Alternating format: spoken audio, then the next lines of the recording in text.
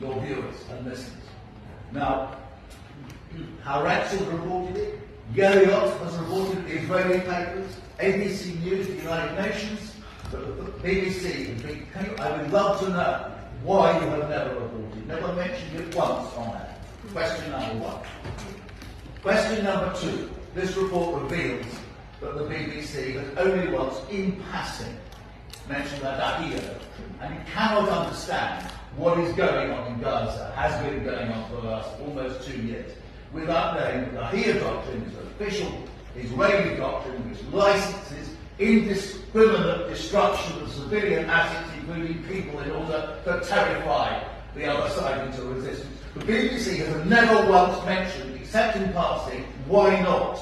It's a grotesque omission, I would have thought, but I would love to get your explanation. We now come on to the fact that, to begin with, the BBC scarcely reported the genocidal comments made by the most senior Israeli politicians, including, never apparently, according to this report, the Amalek remarks, the genocidal remarks of Netanyahu. So you never educated your audience about the genocidal remarks, and according to this report, on 100 occasions, you've closed down references to genocide by your guests. This makes you complicit, my lord.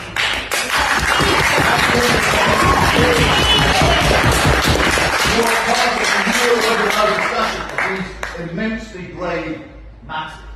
You, the BBC, become complicit in them. Bear that in mind. I just want to mention one other thing. And I can't believe what I'm going to say. This figure of 6%, 170-something journalists murdered by Israel. BBC's only bothered to report 6% of them, whereas you dutifully reported 60% of Ukrainian journalists. Do you agree with David Landy that there are no journalists in Gaza? You were saying you had your own people. Why? I would love to know why you only reported, because I find it, as a journalist, as a human being, actually. And now I'm going to ask you, on this pipeline in a second, I'm going to ask you one final question. Well, it's simply amazing. We have in Britain the leading historian of Israel.